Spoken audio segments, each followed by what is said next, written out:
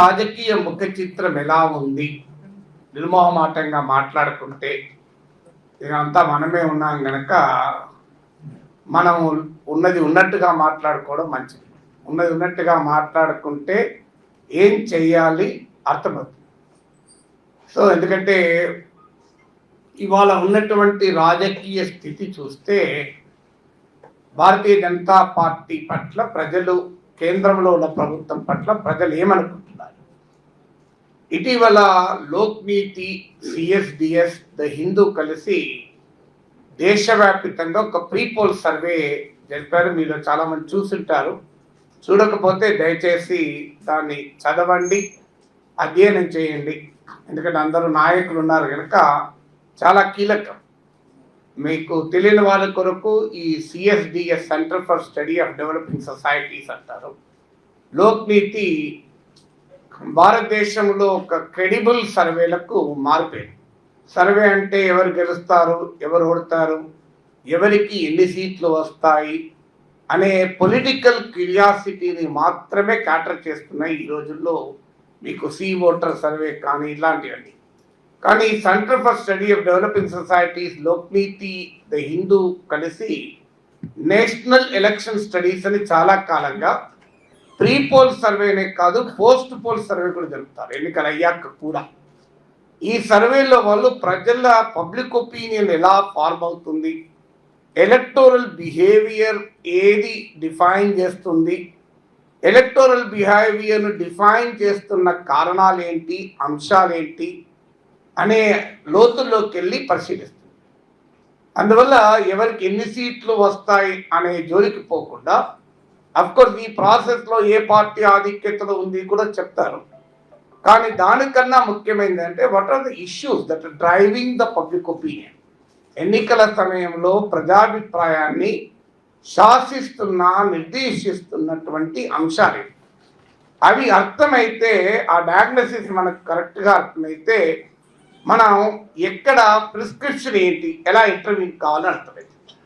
చాలా ఇంట్రెస్టింగ్ ఏంటంటే ఈ సర్వేలో చాలా క్లియర్గా మన దేశ ప్రధానమంత్రి ఎవరు కావాలని కోరుకుంటున్నారు అంటే ఓవర్వేమింగ్గా 44% నరేంద్ర మోడీ పేరు చెప్పారు, 44%.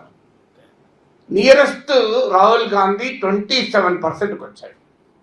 ఇక అఖిలేష్ యాదవ్, అరవింద్ కేజ్రీవాల్, మమతా బెనర్జీ 3% వచ్చారు. సో ఇక మిగతా వాళ్ళు ఎవరు ఫీల్డ్లో లేరు. ఇది హ్యూజ్ గ్యాప్. 27% రాహుల్ గాంధీ, ఈ మిగతా 9 కూడా కలుపుకుంటే 36%. 44% మోడీ పేరు చెప్పారు. తర్వాత మోడీకి మరోసారి అధికారం ఇవ్వాలా అనే క్వశ్చన్కు ఒక 5% గ్యాప్, 44 అరౌండ్ ఇవ్వాలి ఇవ్వద్దు అనే వాళ్ళు ఒక 5-6% గ్యాప్. ఈ డేటా ఏం చెప్తోంది? చాలా క్లియర్గా గతంతో పోలిస్తే మోడీ ప్రభుత్వం రాకూడదు అనుకునే వారి సంఖ్య పెరిగింది. రాహుల్ గాంధీ ఇమేజ్ కూడా పెరిగింది. ఇదే నేషనల్ ప్రీపోల్ సర్వే 2019 ఎలక్షన్స్కు ముందుతో పోలిస్తే కూడా ప్రభుత్వం పట్ల వ్యతిరేకత పెరిగింది. చాలా క్లియర్గా కేంద్ర ప్రభుత్వం పైన అసంతృప్తి పెరిగింది. కానీ still dominating the public opinion. ఎందుకు still it is dominating the public opinion? దానికి ప్రశ్న వేసుకుంటే దీనికి కారణం ఏంటి అని కూడా ఆ సర్వే స్టడీ చేసింది. మోడీని మళ్ళీ ఎందుకు కోరుకుంటున్నారు అనే వారేమో నిర్దిష్టమైన కారణాలు చెప్పలేకపోయారు. ఎందుకు కోరుకుంటున్నారు అంటే అఫ్కోర్స్ 23% రామ్ టెంపుల్ పేరు చెప్పారు, మోడీ చేసిన ఘన విజయాలు ఏంటి అంటే. కానీ ఎందుకు మోడీ మళ్ళీ ప్రధాని కావాలి అని కోరుకున్నప్పుడు మాత్రం స్పష్టమైన సూటిగా సమాధానాలు లేవు. అంటే ఒక రకంగా కాన్షియస్నెస్, సబ్ కాన్షియస్నెస్లో మోడీ పట్ల సానుకూలంగా ఉన్నారు. ఇక మోడీని ఎందుకు వద్దనుకుంటున్నారనే వాళ్ళు మాత్రం నిర్దిష్టంగా స్పష్టంగా చెప్పారు. ఇందులో నియర్లీ 25% మోడీ ఫెయిల్యూర్స్ ఏంది అని అడిగినప్పుడు జాబ్స్ అని చెప్పారు. ఇంకో 25% ధరలు అని చెప్పారు. అంటే నియర్లీ 50% ఆఫ్ ద ప్రజలు ధరలు, అలాగే ఉపాధి, ఈ రెండు అంశాల పైన మోడీ ప్రభుత్వం పట్ల తీవ్రమైన అసంతృప్తిని వ్యక్తం చేశారు. మోడీ వద్దనుకునే వాళ్ళలో 90%, 89%, నియర్లీ 90% వరకు, 80 to 90% వరకు ఎకానమిక్ ఇష్యూసే చెప్పారు, లైవ్లీహుడ్ ఇష్యూస్ చెప్పారు. అంటే చాలా క్లియర్గా ఆర్థిక అంశాల పైన మోడీ వైఫల్యం చాలా కొట్టవచ్చినట్టుగా ప్రజలు కూడా గుర్తిస్తున్నారు. మరి కొట్టవచ్చినట్టుగా ప్రజలు గుర్తించినప్పుడు ఎందుకు ఓటు వేయడం లేదు? ప్రజలు ఈ సమస్యను మోడీ పరిష్కరించలేదు అని స్పష్టంగా భావిస్తున్నారు. ధరలను నియంత్రించలేకపోయారు, ఉపాధిని కల్పించలేకపోయారు. ఇది సిఎస్బిఎస్ లోక్ప్రీతి సర్వే అవసరం లేదు, అనేక రకాల డేటా కూడా ఇదే విషయాన్ని చెప్తోంది. తాజాగా మనకు పీరియాడిక్ లేబర్ ఫోర్స్ సర్వే వచ్చింది, కన్జంప్షన్ ఎక్స్పెండిచర్ సర్వే, ఇది మరింతగా అక్యురేట్గా భావిస్తారు. ఈ కన్జంప్షన్ ఎక్స్పెండిచర్ సర్వే ప్రకారం గ్రామీణ ప్రాంతాల్లో ఒక 4 సభ్యులు గల కుటుంబం 15,000 మాత్రమే ఖర్చు పెట్టగలుగుతుంది. అంటే ఆదాయం ఎంతుంది అనుకున్నప్పుడు చాలా కుటుంబాలకు అంతకన్నా తక్కువ ఉంది. అంటే ఎవరేజ్ ఫ్యామిలీ ఆదాయము వినిమయంల మధ్య తేడా ఉంది. ఖర్చు ఎక్కువ ఉంది, వారి ఆదాయం తక్కువ ఉంది. మనకు ఉగాది రోజు పంచాంగం చెప్తా చూడు, ఆదాయం 10, ఖర్చు 12 అని. సో అది అసలు పంచాంగం. అంటే గ్రామీణ కుటుంబాలలో క్లియర్గా ఆదాయం తక్కువ ఉంది, ఖర్చు ఎక్కువ ఉంది. అయితే మరి పేదరికం 5% తగ్గించాము అని నీతి ఆయోగ్ ఎలా చెప్పగలుగుతోంది? నరేంద్ర మోడీ 25 కోట్ల మంది ప్రజల పేదరికం నుంచి ఎలా తొలగించామంటున్నారు? దానికి వాళ్ళు అనుసరించిన టెక్నిక్ ఏంటంటే పేదరికాన్ని తగ్గించలేని కనుక పేదరిక నిర్వచనాన్ని తగ్గించేశారు. ఎందుకంటే 47 రూపాయలు వస్తే పేదలు కాదన్నారు. రోజుకు 47 రూపాయల ఆదాయం పేదలు అంటే 47 రూపాయల ఆదాయం లేకుంటే ఎవడు ఉంటాడు? ఇవాళ బిచ్చగాళ్ళకు 47 రూపాయలు వస్తాయి. ఆ లెక్క ప్రకారం బిచ్చగాళ్ళు కూడా దారిద్ర్య ఎక్కువనే ఉన్నారు. మరోవైపు మోడీ అంటున్నాడు 80 కోట్ల మంది దారిద్ర్య ప్రజలకు నేను అన్నం పెడుతున్నా ఉచితంగా అంటున్నాడు. మరి అంత అద్భుతంగా ఎకానమీ పెరుగుతున్నప్పుడు 80 కోట్ల మందికి ఉచితంగా అన్నం ఎందుకు పెట్టాల్సి వస్తుంది? ఈ ప్రశ్నకు ఆన్సర్ లేదు.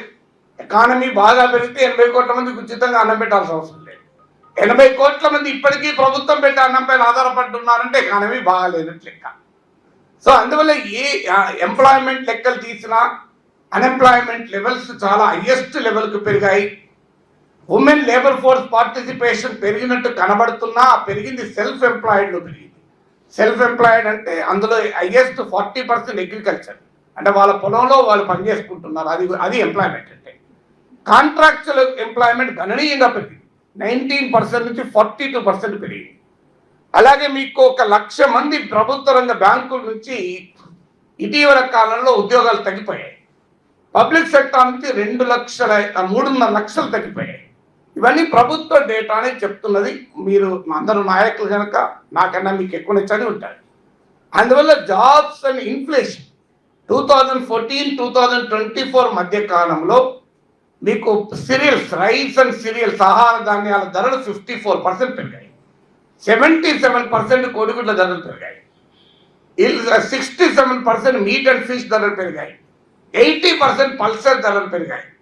ఓవరాల్గా ఈ 10 ఏళ్లలో ఒక పెట్రోలియం ఉత్పత్తుల ధరలే మీరు తీసుకుంటే ఓవరాల్గా అంతర్జాతీయ, ఎందుకంటే అదొక ఇండికేటర్ ధరల పెరుగుదలకు మనకు చాలా సులభంగా చెప్పగలిగేది పెట్రోలియం ప్రైసెస్. అంతర్జాతీయ చమురు మార్కెట్లో భారతదేశం దిగుమతి చేసుకునే ముడి చమురు ధర 18% తగ్గింది. వాస్తవంగా $108 పర్ బ్యారెల్ మోడీ అధికారంలోకి వచ్చినప్పుడు ఇప్పటికి కూడా $90 పర్ బ్యారెల్, ఎన్నడూ $100 దాటలేదు. కానీ డీజిల్ 62% పెరిగింది, పెట్రోల్ 35% పెరిగింది. ఇంకా ఆ వివరాల్లోకి వెళ్లకుండా ఒక్క ఏడాదిలో 2022-23 ఫిగర్స్ చెప్తున్నాను నేను. 1 ఇయర్లో 7.5 లక్షల కోట్ల రూపాయలు భారత ప్రజలు పెట్రోలు డీజిల్ పైన ఖర్చు పెడుతున్నారు. ఇందులో 4,30,00,000 కేంద్ర ప్రభుత్వం తీసుకుంటోంది, 3,20,000 కోట్లు రాష్ట్ర ప్రభుత్వాలు తీసుకుంటున్నాయి. ఇది 2018-19తో పోలిస్తే 30% ఎక్కువ, 30% ఎక్కువ. అంటే అంతర్జాతీయ చమురు మార్కెట్లో ముడి చమురు ధరలు తక్కువగా ఉన్న రోజుల్లో ఈ 5 ఏళ్లలోనే భారత ప్రజల నుంచి పెట్రోలు డీజిల్ పైనే 30% అధికంగా ప్రభుత్వాలు పన్నులు వసూలు చేశాయి. ఇక జిఎస్టి ఎలా పెరుగుతుందో మనం చూస్తున్నాం. అందువల్ల jobs and inflation, economy, livelihood issues లో మోడీ ప్రభుత్వ వైఫల్యం కొట్టవచ్చినట్టుగా కనబడుతోంది. అది మీకు సిఎస్డిఎస్ లోక్నీతి సర్వేలో రిఫ్లెక్ట్ అవుతుంది, పీరియాడిక్ లేబర్ ఫోర్స్ సర్వేలో, ఇలా అనేక రకాల సర్వేల్లో ఆథెంటిక్ గా రిఫ్లెక్ట్ అవుతుంది. మరి అయినా కూడా ప్రజలు ఎందుకు మళ్ళీ 44% మోడీని ప్రైమ్ మినిస్టర్ గా కోరుకుంటున్నారు? ఈ ప్రశ్నకు ఆన్సర్ వెతకాలి. అక్కడ మన ఇంటర్వెన్షన్ ఏంటనే తెలియాలి. అంటే ప్రజలు ఆర్థిక అంశాలపైన, తమ దైనందిన జీవన సమస్యలపైన, తమ నిత్య జీవిత సమస్యలపైన కాకుండా మెటాఫిజికల్ అంశాలపైన రియాక్ట్ అవుతున్నారు. ఎంతమంది రాములు గారు చెప్పారు స్టార్టింగ్ లో. అంటే ప్రజలు దేనిపైన రియాక్ట్ అవుతున్నారు అన్నది ఇక్కడ కీలకమైన అంశం. ప్రజలు రియాక్ట్ అవుతున్న దాంట్లో మోడీ ఎందుకు ప్రధానమంత్రి కావాలి, మోడీ చేసిన అతి గొప్ప పని ఏంటి అంటే 23% మంది రామ్ టెంపుల్ అని చెప్పారు. సో అందువల్ల ఆ సబ్ కాన్షియస్ లెవెల్లో హిందూ మెజారిటేరియన్ ఐడెంటిటీని, హిందూ సుప్రీమసిస్ట్ ఐడెంటిటీని నిలబెట్టిన వ్యక్తిగా స్టిల్ మోడీ పట్ల మెజారిటీ ఓటర్లు ర్యాలీ అవుతున్నారు. ఈ విషయంలో బీజేపీ సక్సెస్ కాగలిగింది. ఇది ఇప్పుడే కాదు, మీరు గమనిస్తే 2019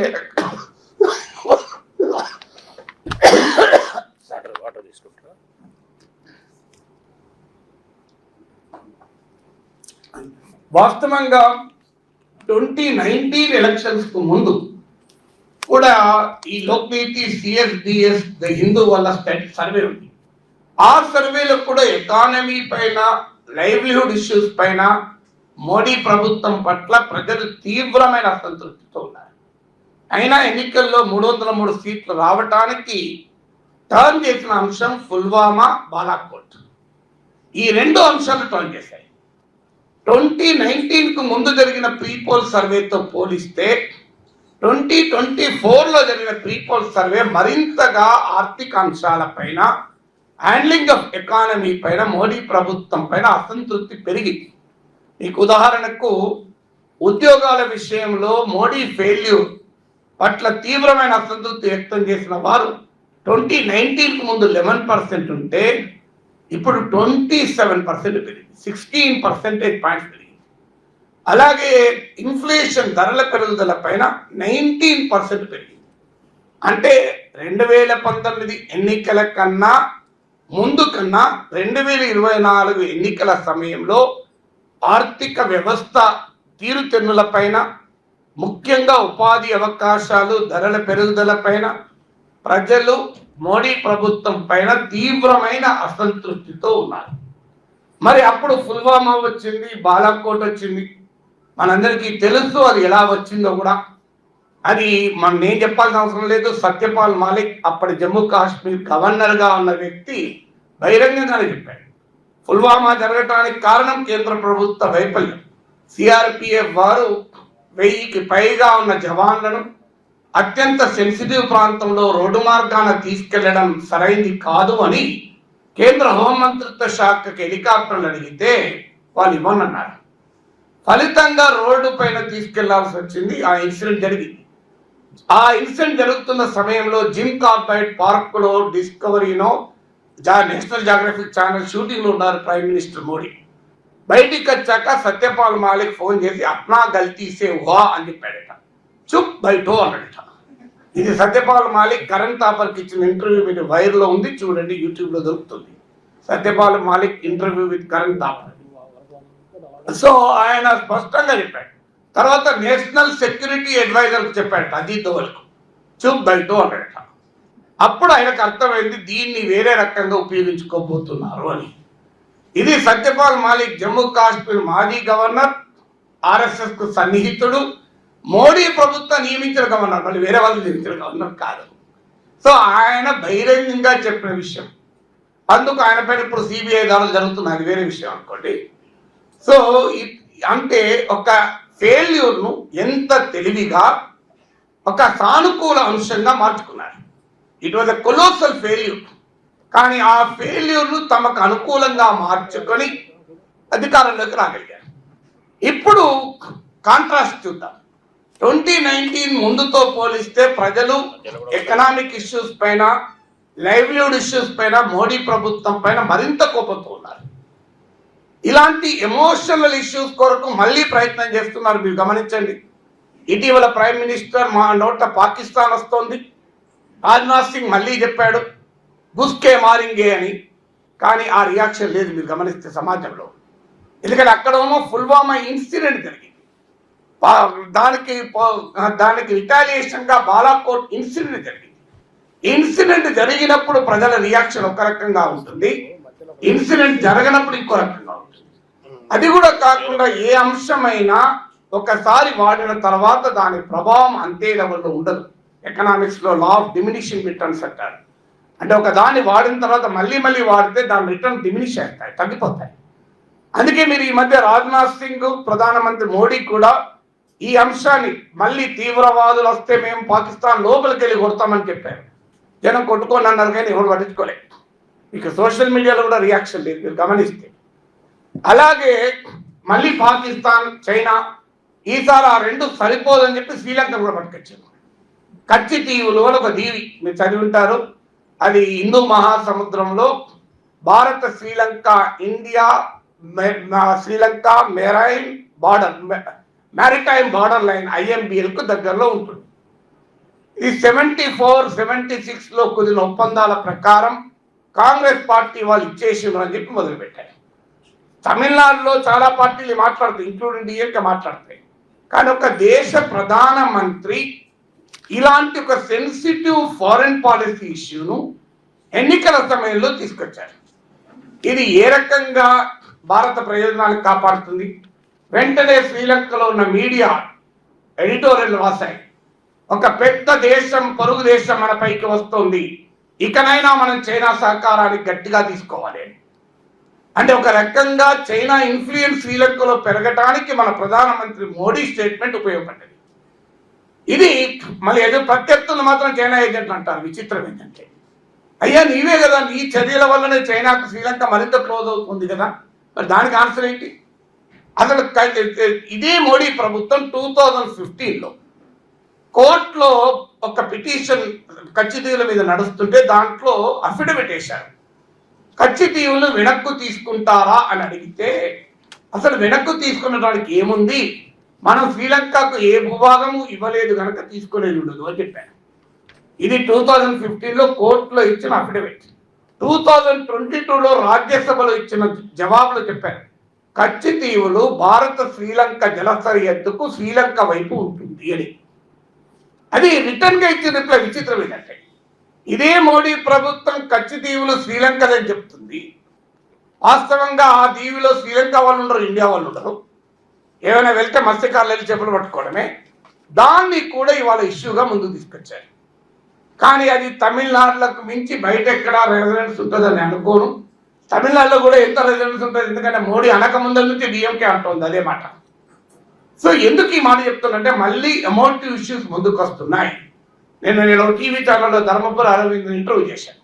ఆయన ఓపెన్ చెప్తున్నాడు, ఇక నేను జై శ్రీరామ్ అంటలేదు సార్, నేను ఇప్పుడు శ్రీకృష్ణ కండవ వేసుకొని తిరుగుతున్నాను, ఇప్పుడు రామాలయం అయిపోయింది మా ఎజెండా, ఇప్పుడు మధుర ఉంది అని చెప్తున్నాడు. బహిరంగంగానే చెప్పాడు ఇలా, నేను ఇప్పుడు జై శ్రీరామ్, శ్రీరాముని కండవ వేసుకోవడం మానేశాను. అంటే ఏమి తెలియజేస్తోంది ఇది? ఎప్పుడైతే ఎకానమీ అండ్ లైవ్లీహుడ్ ఇష్యూస్ పైన ప్రజల నుంచి అసంతృప్తి వస్తుందో, ఆ ప్రజల అసంతృప్తిని తన వైపు తిప్పుకోవటానికి మళ్ళీ భారతీయ జనతా పార్టీ తన సహజ ఎజెండాను రంగంలోకి తీస్తోంది. అందుకే ఉమ్మడి పౌరస్మృతి అంటోంది. అన్ఫార్చునేట్లీ ఎక్కడ దీనికి కౌంటర్ క్యాంపెయిన్లో లోపం ఉంది. ఉమ్మడి పౌరస్మృతి అనుడితోనే మేము ఉమ్మడి పౌరస్మృతిని వ్యతిరేకిస్తున్నామని మనం అంటాం. నిజంగా మనం వ్యతిరేకిస్తామా? భారతదేశంలో ఏ ప్రగతిశీలవాది కూడా ఉమ్మడి పౌరస్మృతి వ్యతిరేకం కాదు. విచిత్రమైన వ్యతిరేకమైన మనం భ్రమపడుతున్నాం. కారణం ఏంటి? మోడీ ప్రభుత్వం తీసుకొచ్చే ఉమ్మడి పౌరస్మృతి వేరు, ఉమ్మడి పౌరస్మృతి వేరు. There is a difference between uniform civil code and BJP authored uniform civil code. ఈ రెండు ఒకటే కాదు. కానీ అది తెలియక చాలా మంది ప్రోగ్రెసివ్ లీడర్స్ కూడా యూనిఫామ్ సివిల్ కోడ్ మేము వ్యతిరేకం. ఎలా వ్యతిరేకం ఉంటుందండి? నాకు అర్థం కాదు.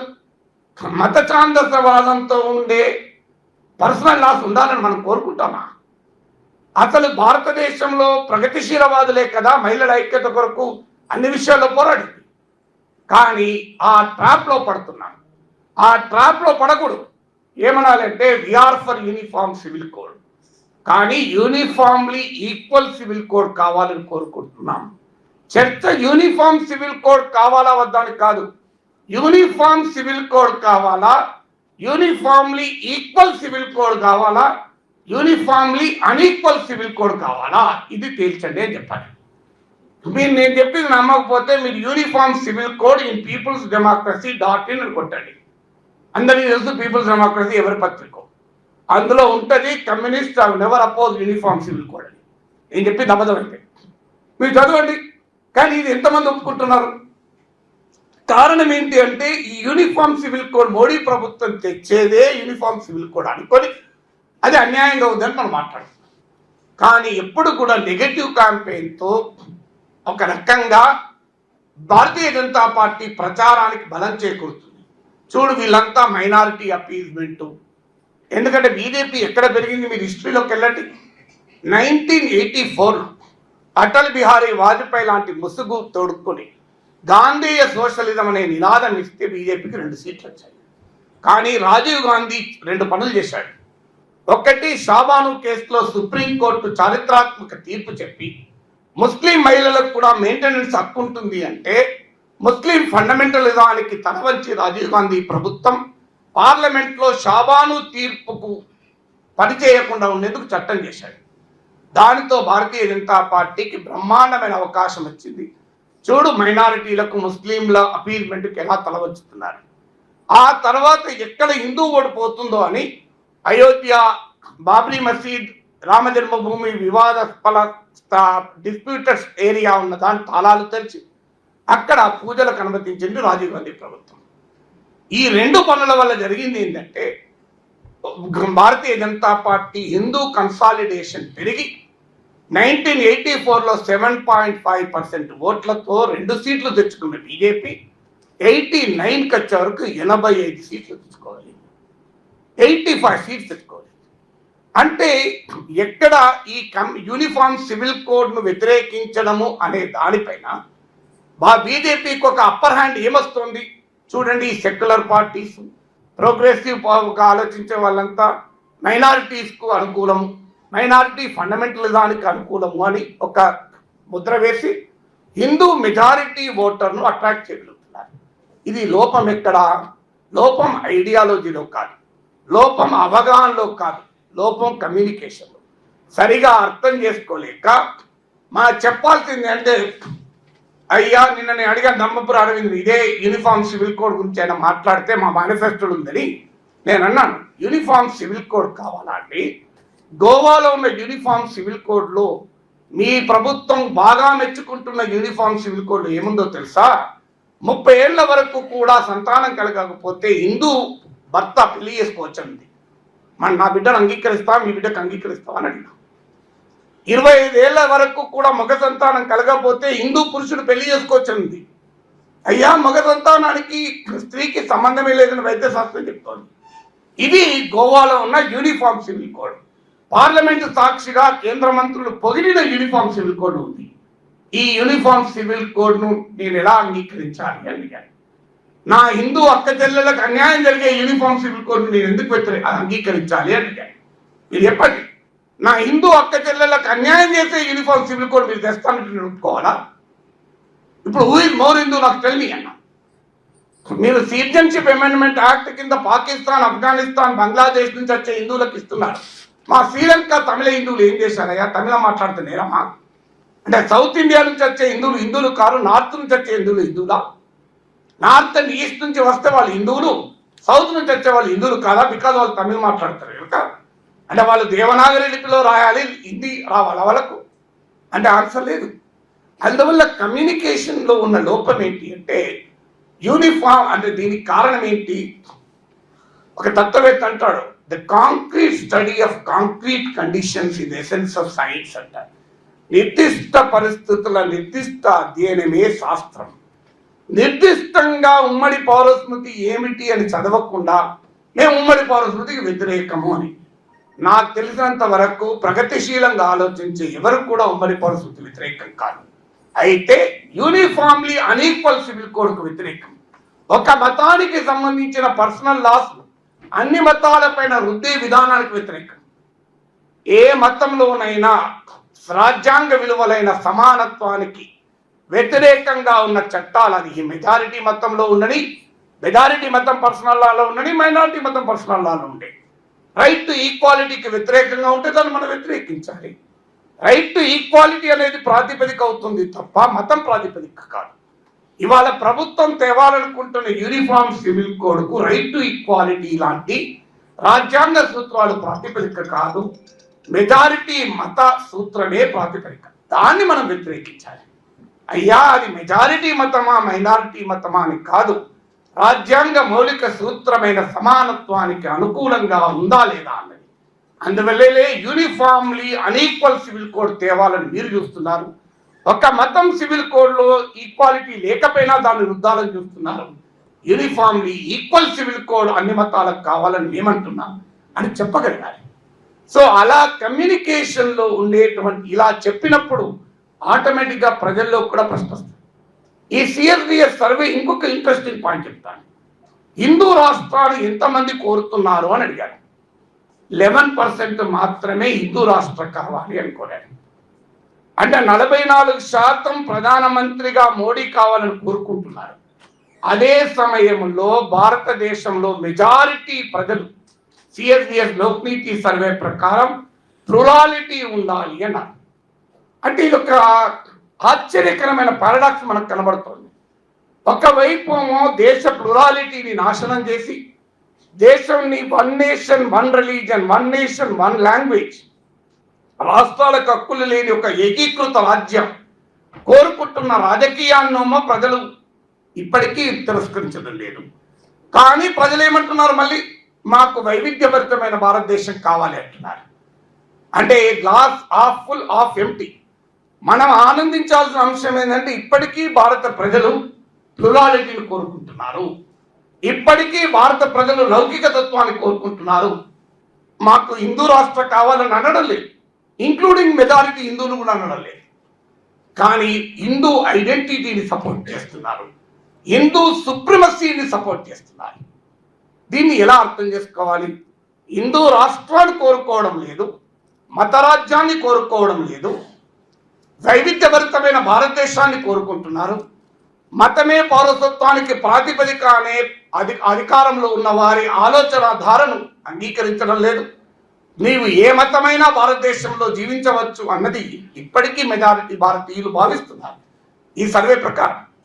కానీ అదే సమయంలో మళ్ళీ హిందూ ఐడెంటిటీని అపోహల్ చేసినందుకు మోడీ పట్ల జయ కొడుతున్నారు. దీన్ని ఎలా అర్థం చేసుకోవాలి? ఎలా అర్థం చేసుకోవాలంటే దేశంలో కోట్లాది మంది ప్రజలు మత విశ్వాసాలను గౌరవిస్తున్నారు తప్ప మతోన్మాదాన్ని గౌరవించడం లేదు.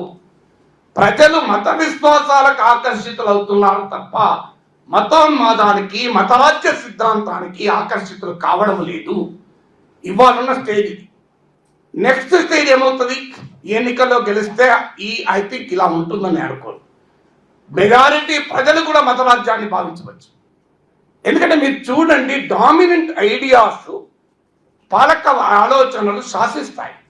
ఎందుకంటే ఇటీవల ప్యూ రీసెర్చ్ అనే ఒక ఇంటర్నేషనల్ ఆర్గనైజేషన్ స్టడీ, ఆ ప్యూ రీసెర్చ్ ఏం చెప్పిందంటే మెజారిటీ ప్రజలు భారతదేశంలో నిరంకుశత్వాన్ని కావాలని కోరుకుంటున్నారు. ఏం చెప్పాలి దీనికి? People of India want dictatorship. నిరంకుశత్వం వస్తేనే సమాజం సరిగా ఉంటుంది, ప్రజలంతా సరిగ్గా ఉంటుంది, అవినీతి పోతుంది, దేశం బాగుంటుందని కోరుకుంటున్నారు. అంటే ఎంత ప్రమాదకరమైన ధోరణి సమాజంలో పిలబడింది. అంటే డెమోక్రసీ అవసరము లేదు అనే స్టేజ్కు ప్రజల ఆలోచన సరళి, అది ఈనాడు సమాజాన్ని శాసించే పాలక వర్గ ఆలోచనలు తీసుకెళ్లగలుగుతున్నాయంటే సమాజం ఏ స్థాయిలో ఉందో అర్థం చేసుకోవాలి. ఫార్చునేట్లీ ఇంకా రిలీజన్ విషయంలో ప్రజలు ఆ స్థాయికి రాలేదు. తర్వాత వచ్చే ప్రమాదం కూడా ఉంటుంది. ఇక్కడ మనము ఎలా అర్థం చేసుకోవాలి? ప్రజలు మతోన్మాదానికి వ్యతిరేకం, మతరాజ్యానికి వ్యతిరేకం, మతానికి కాదు.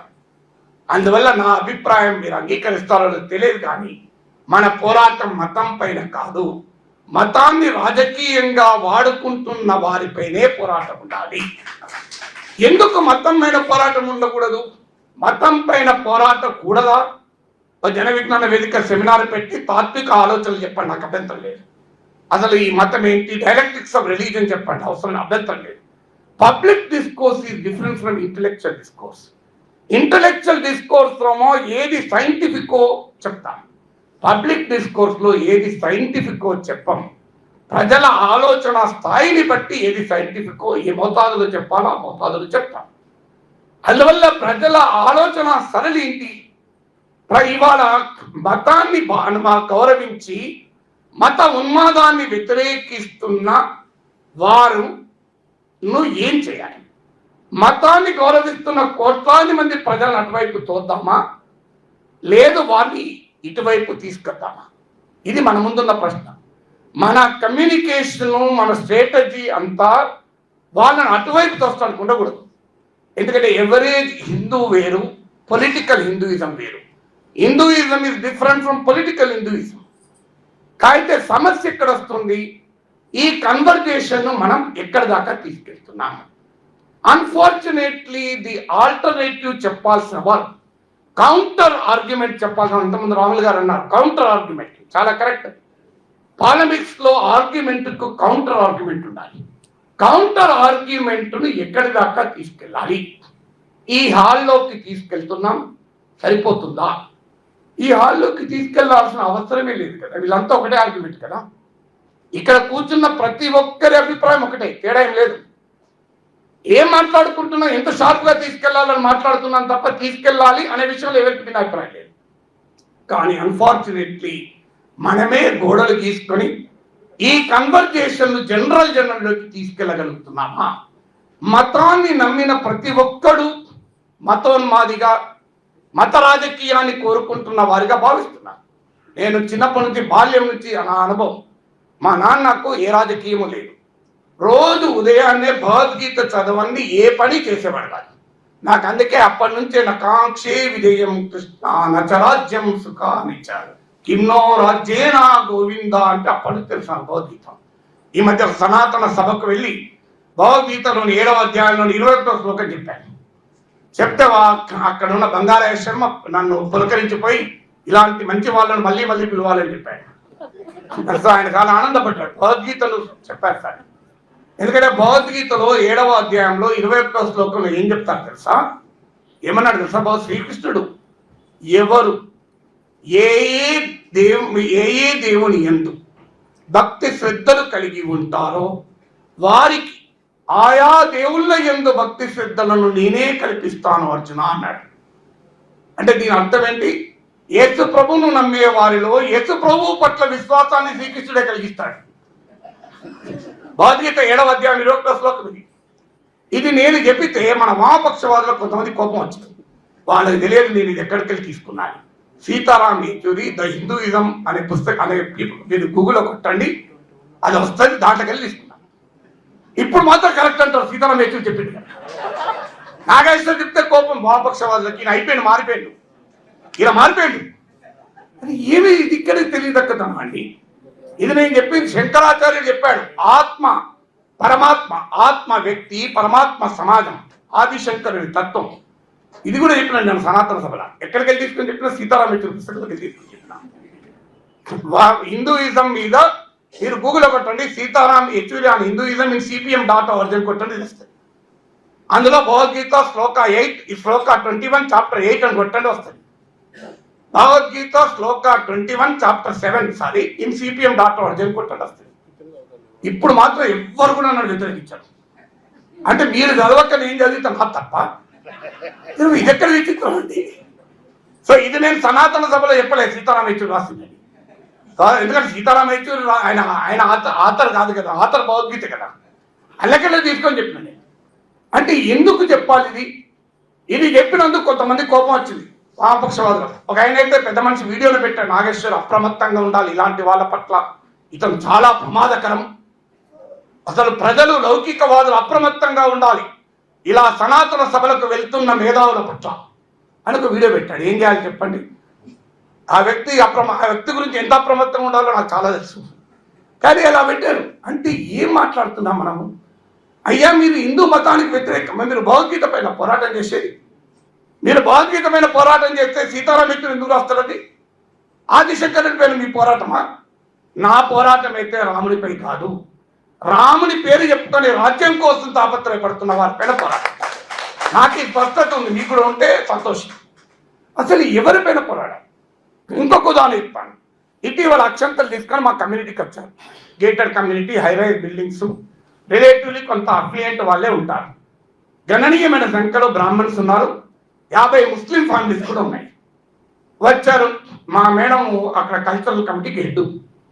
సో ఆమెనే మొదలు అక్షంతలు తీసుకోమని అడిగారు. ఆమె నేను తీసుకోను అంటే పక్కకు పెట్టారు ఆమెను. కానీ మీరు రావాలంటే ఆమె కూడా వెళ్ళారు. ఆమె ఎందుకు తీసుకోను మీరు అని అడిగారు. మీకు అర్థమవుతుంది కార్యక్రమం మొత్తం అయిపోయినాక అని. అదేంటి ఎందుకు తీసుకోరు? రాముని అక్షంతలు తీసుకోరా మీరు? శ్రీరామనవమి కూడా ఆమె ఇన్ఛార్జ్. అంటే నేను అక్షంతలు రాముని తీసుకోని అంటలేను, కానీ మీకు అర్థమవుతుంది అయిపోయినాక ఇప్పుడు ఎందుకు అన్నారు. పోనీ అని వదిలేశారు. వాళ్ళు అక్షంతలు ఇచ్చి రాముని మీద వేయమని చెప్పలేదు, మోడీ మీద వేయమని చెప్పారు. మా మేడం లాస్ట్ కన్నా వాళ్ళు వెళ్ళిపోయినాక ఇప్పుడు అర్థమైందా మీకు? రాముని మీద వేస్తానే నాకు అభ్యంతరం లేదు, కానీ వాళ్ళు మోడీ మీద ఏమంటున్నారు కదా. పెద్ద ర్యాలీ తీయాలి మనము, అది ఇదని చెప్తే ఈమె అందరికి కూర్చొని పెట్టి ఈ సమస్య రాముడా మోడీగా చెప్పండి. రాముడు అంటే అందరం కలిసి రాముని భక్తులం అందరం చేద్దాం. రామ మందిర నిర్మాణం అయోధ్యలో జరుగుతున్న వేళ మనం కూడా ఇక్కడ పూజలు చేద్దాం. కానీ రాముడు అన్నప్పుడు అందరు హిందువులు వస్తారు, మోడీ అన్నప్పుడు అందరు హిందువులు రారు.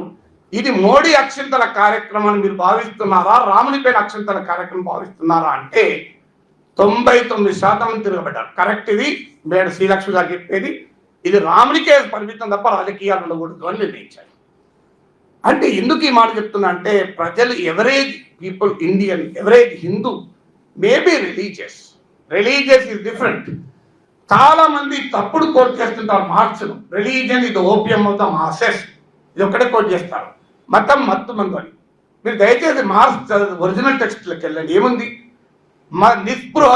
నిట్టూర్పు లేని చోట మతమే నిట్టూర్పు, ఉదయం లేని చోట మతమే ఉదయము అని చెప్తాడు. అని చెప్తూ మతం మత్తుమందు అంటాడు. మతం మత్తుమందు అని చెప్పిన ఉదాహరణ it is not intoxication, it is anaesthesia అని చెప్పాడు. దాని మీనింగ్ అది. అంటే ప్రజలు కష్టాల్లో ఉన్నప్పుడు, బాధల్లో ఉన్నప్పుడు, ఆర్థిక ఇబ్బందుల్లో ఉన్నప్పుడు ఉపశమనం కోసం మతం వైపు చూస్తారు, అది చెప్పింది. అంటే పోరాటం దేనిపైన ఉండాలి? మతం పైన కాదు, మతం వైపుగా ప్రజలను నడిపిస్తున్న ఆర్థిక పరిస్థితులపైన పోరాటం జరగాలి. ఈ క్లారిటీ లేక చాలా మంది ఇవాళ మెజారిటీ మతభావాలను పెంచుకుంటూ పోతున్న రాజకీయం వైపుగా సాధారణ ప్రజానీకాన్ని తోస్తున్నారు. ఆ కన్వర్జేషన్లు ఎక్కడికి తీసుకెళ్ళాలి? అందుకే నేను సనాతన సభకు వెళ్ళినందుకు అక్కడికి వెళ్ళి కన్వర్జేషన్ తీసుకెళ్ళాను. ఏం చెప్పాను అక్కడ? ఏం చెప్పాల్సింది చెప్పాను, వేరేదేం చెప్పలే. మీరు కావాలంటే చూసుంటే చూడొచ్చు, 2.5 లక్షల మంది చూశారు. ఎంతమంది ఆహ్వానించారంటే ఆశ్చర్యం ఇస్తుంది. రాజకీయంగా ప్రోగ్రెసివ్గా లేని వారు కూడా దాన్ని వెల్కమ్ చెప్పాను. ఎందుకు వెల్కమ్ చెప్పారంటే ఆఖరికి స్వామీజీలు జమ్మూ నుంచి ఎక్కడెక్కడి నుంచో స్వామీజీలు ఫోన్ చేసి ఫోన్లలో ఆశీర్వచనాలు పలికారు. నాకు ఏం చెప్పాను నేను? అలా చెప్పింది ఏమీ లేదు, మీరు మళ్ళీ చూడండి. ఇదే చెప్పాను. అయ్యా, మతం ఏంటి, విష్ణు పురాణం ఏం చెప్పింది, భగవద్గీత ఏం చెప్పింది. ఇవాళ ప్రశ్నించే వారిని జైల్లో పెడుతున్నారు, ప్రశ్నించే వారిపైన యూఏపీఏ కేసులు పెడుతున్నారు. వేదవ్యాసుడు యూఏపీఏకు వ్యతిరేకం అని చెప్పినాడు. Mahabharatam UAPA unlawful activities prevention act వ్యతిరేకం. ఎందుకు చాలా మందికి తెలియకపోవచ్చు, మీరు కొంతమంది చూసుంటారు. మహాభారతం ప్రశ్నతో మొదలైంది. మహాభారతం కుక్కతో మొదలవుతుంది, కుక్కతో ఎండవుతుంది. మహాభారతం చదివితే జనమేజయుడు యాగం చేస్తానికి సిద్ధపడితే ఒక సరమ అనే ఒక కుక్క ఎంటర్ అయింది. ఆ కుక్క ఏమీ చేయకముందే జనమేజయుని సోదరులు కొడుకులు వెళ్ళి ఆ కుక్కను కొడతారు. కొడితే ఆ సరమ తల్లికి పోయి చెప్పుకుంటాడు. ఆ సరమ తల్లి పేరు సారమేయ అనేది కొడుకు పేరు. ఆ సరమ వస్తుంది. సారమేయ వృత్తాంతం అని మహాభారతం ఆదిపర్వంలో ఉంటుంది. ఆ సరమ వచ్చి జనమేజయుని అడుగుతాడు, నా బిడ్డను ఎందుకు కొట్టావు అని అడుగుతాడు. నీ బిడ్డ యాగ పాత్రల్ని అపవిత్రం చేస్తారు అనుకొని కొట్టానంట. అంటే అనుకుని కొడతారా అని అనుమానంతో కొడతారా? నేరం చేస్తే కొట్టండి, నేరం చేస్తారేమో అన్న అనుమానంతో కొడతారా అని కొట్టే హక్కు నీకుందా మహారాజా అని అడుగుతాడు. అంటే ప్రివెంటివ్ డిటెన్షన్ చట్టం ఉండకూడదని మహాభారతం చెప్తోంది. యుఏపిఏ లాంటి చట్టాలు అన్యాయమని మహాభారతం చెప్తోంది. అయ్యా, వేదవ్యాసుని ప్రశ్నించిన వాళ్ళలో ఆయన శిష్యుడు నెంబర్ 1 చాలా తీవ్రంగా ప్రశ్నిస్తాడు వేదవ్యాసుని. ఇదయ్యా చెప్పాడు. మహాభారతాన్ని 1,00,000 శ్లోకాలు వినాయకుడు రాస్తూ పోతుంటే చివరికి వినాయకుడు చిరాకు కలిగి అడుగుతాడు వేదవ్యాసుని, ఏమయ్యా మీ కవులకు పని లేదు, చాడభారతం చెప్తారు, సింపుల్గా చెప్పరాదా అంటే, అరా ఆ శ్లోకంలో చెప్తానయ్యా రాసుకో అంటాడు. పరపీడనాయ పాపాయ పుణ్యాయ పరోపకార అంటాడు. పరోపకారం చేయడాన్ని మించిన పుణ్యము లేదు, పరపీడనాన్ని చేసిన పాపం లేదు అంటాడు. మార్క్స్ ఏం చెప్పింది? ఒక జాతి మరో జాతిని దోచుకొని, ఒక వర్గం మరో వర్గాన్ని దోచుకోవద్దు అని చెప్పాడు. పరపీడనం వద్దని మార్క్స్. అయ్యా, ఇది చెప్పి సాధారణ భావాలు మత భావాలు కలిగిన ప్రజల్ని ఆలోచింపజేద్దామా, లేదా మతంపైనే దాడి చేసి ఆ సాధారణ మత భావాలు కలిగిన ప్రజలను అటువైపు తోస్తామా? ఇప్పటి వరకు జరుగుతున్నది అటువైపు తోస్తున్నా కనుకనే జాబ్స్ అండ్ ఇన్ఫ్లేషన్ పైన ఇంత వ్యతిరేకంగా ఉన్న ప్రజలు కూడా హిందూ ఐడెంటిటీ విషయంలో మళ్ళీ మోడీయే ప్రధానమంత్రి కావాలని కోరుకుంటున్నారు. తప్పు ఎక్కడుంది అంటే కౌంటర్ నరేటివ్లో ఉంది. తప్పు ఎక్కడుందంటే కౌంటర్ ప్రాపగండాలో తప్పుంది. తప్పు ఇవాళ రాజ్యాంగానికి ప్రమాదం ఏర్పడితే ఎంతమంది చెప్పగలుగుతున్నాం? అయ్యా, రాజ్యాంగానికి ఎలాంటి ప్రమాదం ఏర్పడింది? అందువల్ల ఇవాళ వర్కింగ్ క్లాస్ నాయకత్వం, ఎందుకంటే మనందరికీ తెలుసు చివరగా వర్కింగ్ క్లాస్ మనం రకరకాల యూనియన్లో మీరు పనిచేస్తున్నారు. ఆ యూనియన్లో ఉన్న వారందరూ అనేక ఆలోచనలు కలిగిన వారు ఉంటారు. ఇవాళ మనందరికీ పెద్ద సమస్య, అక్కడ మాత్రం ఈ ఆర్థిక విధానాలు వ్యతిరేకిస్తారు, ఇంటికి వెళ్ళి అదే ఆర్థిక విధానాలు అనుసరించే వరకు చేస్తారు. కారణం ఎందుకు వస్తుంది అంటే, ఆ వర్కింగ్ క్లాస్ ఉన్నటువంటి వర్గ చైతన్యం ఒక్కటే మనం పెంచగలుగుతున్నాం ఆర్థిక విధానాలపై. కానీ వారి కాన్షియస్నెస్ పైన, వారి సబ్కాన్షియస్నెస్ పైన ప్రభావాన్ని చూపుతున్న అనేక అంశాన్ని మనం అడ్రస్ చేయలేకపోతున్నాం. అందువల్ల ఇవాళ అనేక రకాల భావాలు ఉన్నటువంటి ప్రజలు ఈ యూనియన్లలో సంఘటితమవుతున్న సమయంలో అసలు సమాజానికి ఏది ప్రమాదకరము అనేది చెప్పగలగాలి. ఏ అంశాల విషయంలో ప్రమాదకరం చెప్పగలగాలి. ఆ చెప్పేటప్పుడు కూడా కాంట్రాస్ట్ పాలమికల్ గా చెప్పగలగాలి. అయ్యా, ఇవాళ మధ్య తరగతికి ఇన్కమ్ ట్యాక్స్ తగ్గించమంటే మోడీ ప్రభుత్వానికి కరుణ కలగడం లేదు.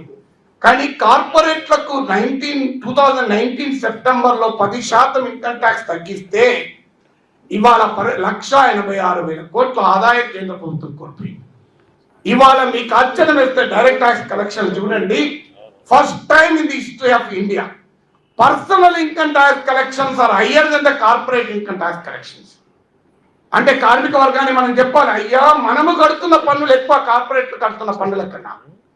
ఇవాళ మనము 10%, 30% కడితే ముఖేష్ అంబానీ 4% కడుతున్నాడు. మీరు గూగుల్లో కొట్టండి వస్తుంది, effective tax rate paid by Reliance industries అని కొట్టండి వస్తుంది, లెస్ దెన్ 4%.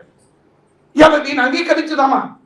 ఇవాళ ప్రభుత్వ లెక్కల ప్రకారమే, ప్రత్యక్ష పన్నుల లెక్కల ప్రకారం వ్యక్తిగత ఆదాయ పన్ను ద్వారా కేంద్రానికి వస్తున్న ఆదాయం కార్పొరేట్ ఆదాయ పన్ను కన్నా ఎక్కువ ఉంది. అంటే you and me are contributing more than the corporates. కార్పొరేట్ల ప్రాఫిట్లు పెరుగుతున్నాయి, రేషియో ఆఫ్ ప్రాఫిట్ తగ్గిపోతుంది. ఇది సాధారణ వర్కర్లు చెప్పగలగాలి. కార్పొరేట్ కమ్యూనల్ నెక్సస్ అంటే అర్థం కాదు. Corporate communal Nexus down down down down అని నినాదాలు ఇస్తే అయ్యా, కమ్యూనలిజం ఏం చేస్తుంది అంటే మధ్య తరగతికి ఆదాయ పన్ను తగ్గించాలి, కార్పొరేట్లకు ఆదాయ పన్ను తగ్గించకూడదు అని ప్రజలు పోరాడుతుంటే మీరు హిందువులని ముస్లింలని విడగొడుతుంది. ఇప్పుడు చెప్పండి, మన పోరాటం ఐక్యంగా ఉండాలా విడిపోవాలా అని చెప్పండి అని అడగాలి. అందువల్ల ప్రజల జీవితాలకు లింక్ లేకుండా ప్రజల దైనందిన సమస్యల్ని రాజకీయ సైద్ధాంతిక అంశాలతో ముడిపెట్టినప్పుడే కార్మిక వర్గ పోరాటానికి ఆ స్ట్రైకింగ్ పవర్ వస్తుంది. మీరు అంతదాకా చేసే పోరాటం ఎకనామిక్ పోరాటమే. ఏ ఐడియాలజికల్ పోరాటం ద్వారా వర్కింగ్ క్లాస్ యొక్క day to day demands larger programmatic understanding తో లింక్ చేయగలుగుతారో అప్పుడే ఆ స్ట్రైకింగ్ పవర్. అందువల్ల కమ్యూనికేషన్ ఎలా ఉండాలి అన్నప్పుడు ప్రజల్ని, కోట్లాది మంది ప్రజల్ని కన్విన్స్ చేయగలగాలి. కోట్లాది మంది ప్రజలకు సమస్యను స్పష్టంగా అర్థమయ్యేలా చెప్పగలగాలి. ఇవాళ మధ్య తరగతికి పన్ను పెంచలేదు, పన్ను తగ్గించలేదన్న కోపం ప్రతి మిడిల్ క్లాస్ లో ఉంది. ఈ మిడిల్ క్లాస్ లో ఉన్నటువంటి ఈ కోపాన్ని తగ్గించాలగలిగే, ఆ కోపాన్ని వాడుకోగలగాలి కదా. ఈ మిడిల్ క్లాస్ లో యాంగర్ ఉంది కదా, ఈ యాంగర్ ను ఎందుకు మనం వాడుకోలేకపోతున్నాం? ఇది క్లియర్ గా డేటా చెప్తుంది కదా. కార్పొరేట్ ఇన్కమ్ ట్యాక్స్ ఏమో తగ్గించారు, పర్సనల్ ఇన్కమ్ ట్యాక్స్ ఏమో తగ్గించడం లేదు. ఇది డేటా కనబడుతుంది కదా. మరి దీన్ని ఎందుకు చెప్పకూడదు? కాంట్రాక్చువల్ ఎంప్లాయ్మెంట్ ఎందుకు పెరిగింది, పర్మనెంట్ ఎంప్లాయ్మెంట్ ఎందుకు తగ్గింది, wages and proportion of profit ఎందుకు తగ్గింది?